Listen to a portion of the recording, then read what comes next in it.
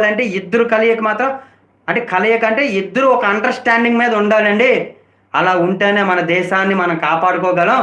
మన స్త్రీలకి గౌరవించాలి అని ప్రతి ఒక్కరు ప్రతి బస్సుల్లో ప్రతి దీంట్లో మనకి చూస్తున్నాము. కానీ స్త్రీలని గౌరవించాలి అంటే వాళ్ళ దగ్గరికెళ్ళి పాదాభివందనం కాదండి. వాళ్ళు ఏ టైంలో రాత్రి 12 గంటలకు వాళ్ళు రోడ్డు మీదకొచ్చినా, మెడికల్ స్టోర్‌కి వెళ్ళినా మనకనవసరం. వాళ్ళకి ఏదైనా కష్టమొస్తే నువ్వెళ్లి కాపాడు. ఏది కష్టం లేదు. వాళ్ళు హ్యాపీగా ఎళ్లి షాప్‌కెళ్ళి కొనుక్కొని వెళ్తున్నారు. అలాంటి వాళ్ళ దగ్గరికెళ్ళి మనం ఒక హేళన చేయడమో, లేపోతే ఒక మాట అనడం అనేది తప్పు. వాళ్ళొచ్చారా చూసి చూడని ఒక అమ్మాయి ఎళ్ళిందండి ఇలాగ నా వైపు నుంచి. ఎళ్ళిందంతే. అమ్మాయో కాదో నాకనవసరం. నా పనిలో నేనున్నా.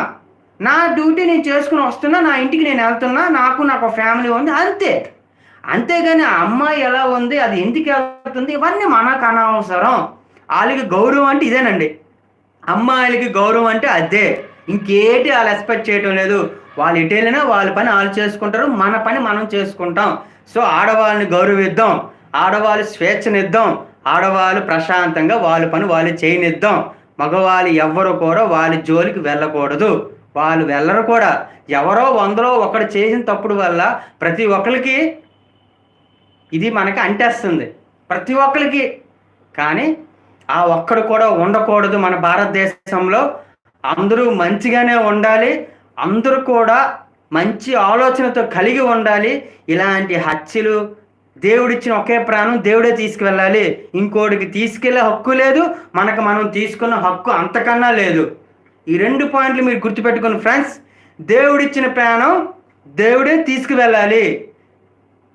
లేదా మనకు మనం తీసుకోకూడదు. దేవుడొక్కడే తీసుకెళ్ళాలి. ఏదైనా ఒకటే మన ఫ్రెండ్స్. నేనదే చెప్తున్నాను. సో, ఒకళ్ళని చంపే హక్కు నీకు లేదు. నీ మట్టుకు నువ్వు చచ్చే హక్కు నీకు లేదు. ఈ 2 మనకు లేదు. మనకి ఎలా ఉండాలో, ఏ విధంగా బతకాలో దేవుడు ప్రాణం ఇచ్చాడు. తల్లి గర్భం నుంచి వచ్చాం కాబట్టి మనం జీవితం అనేది ముందుకు ఎలాగెళ్ళాలో దేవుడు ఏంటంటే కొంతవరకే నిన్ను చూస్తాడు. అంటే ఇప్పుడు ఒక బైక్ డ్రైవ్ చేస్తున్నామండి. అంటే యాక్సిలేటర్ ఇచ్చాడు, ఇంజిన్ ఇచ్చాడు, ట్యాంక్ ఇచ్చాడు, అన్ని విధాలుగా ఎక్విప్‌మెంట్ చేశాడు. ఆయిల్ పోస్తే వెళ్ళిపోతుందా? వెళ్ళదు కదా. మనమే నడిపించాలి. ఇది ఒక ఇంజిన్ లాంటిదే. ఇది ఒక యాక్సిలేటర్ లాంటిదే. ఇది కూడా ఒక హెడ్‌లైట్ లాంటిదే. సో, నువ్వు స్పీడ్‌గా వెళ్ళాలంటే స్పీడ్‌గా వెళ్తావు. స్లోగా వెళ్ళాలంటే స్లోగా వెళ్తావు. కూర్చోవాలంటే కూర్చుంటావు. అంటే నువ్వు చెడుగా ఆలోచిస్తావు, మంచిగా ఆలోచిస్తావు. ఏదైనా ఇదో 150 గ్రామ్స్ మెదడులోనే నీ ఆలోచన రావాలి. 150 గ్రామ్స్ ఆలోచన అంటే ఇది మెదడులో మన మెదడు, మానవుడి మెదడు 150 గ్రామ్స్ ఉంటుంది. అందులోనే నీ ఆలోచనలు రావాలి. ఎవ్వడికైనా, ఎంత పెద్దటోడికైనా, చిన్నోడైనా, డబ్బున్నోడైనా, డబ్బు లేనోడైనా, ఎవడైనా ఇక్కడే మన ఆలోచనలు అనేవి రావాలి. అందుకే నేనేమంటున్నానంటే మన ఆలోచన విధానం మారాలి. మనం చూసే చూపు మారాలి. మనం మాట్లాడే విధానం మారాలి. ప్రతి ఒక్కరు మంచిగా మాట్లాడే ప్రతి మాట అర్థం చేసుకొని మాట్లాడాలి.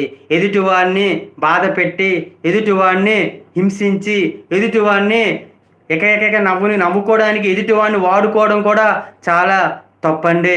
అలాంటివి చెయ్యకండి. ఆఫీసులంట, కాలేజీలంట, స్కూళ్ళంట ర్యాగింగ్ చేసి చాలామంది ఏడిపించడం ఇవన్నీ జరుగుతున్నాయి. అది కూడా ఒక రకంగా తప్పే అండి. ఎంజాయ్మెంట్ అంటే నలుగురు కలిసి భోంచేయాలి. ఎంజాయ్మెంట్ అంటే నలుగురు కలిసి డ్రింక్ చేయాలి.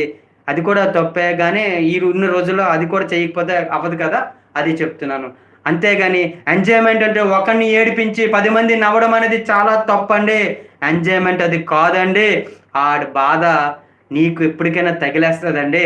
ఆడ ఈరోజు ఏమీ చేయకపోవచ్చు, కానీ కాలం నీకు బుద్ధి చెప్తుందండి. అంతే. ఒక్కరిని ఏడిపించి 10 మంది నవ్వడం అనేది చాలా తప్పండి. అలాంటి పనులు మీరు ఎప్పుడు కూడా చేయకూడదు. నా ఫ్రెండ్స్‌కి, నా యూట్యూబ్ ఫ్రెండ్స్‌కి, నా 6000 సబ్స్క్రైబర్‌కి నేను చెప్పుకుంటున్నాను. ప్రపంచాన్ని నేను మార్చకపోవచ్చు, కానీ నా సబ్స్క్రైబ్ చేసుకున్న వాళ్ళకి ప్రతి ఒక్కరికి నేను చెప్తున్నాను. ఒకరిని ఏడిపించి 10 మంది నమ్మడం అనేది తప్పండి. అలాంటి పనులు మీరు చేయకూడదు. మీరు మంచిగా, నీతిగా, నిజాయితీగా ఉంటే దేవుడు మీకు దారి చూపిస్తాడు. కాలమే మీకు మంచి చేస్తుందండి. మన జీవితాలు ఎప్పుడు చనిపోతామో మనకే తెలియదండి.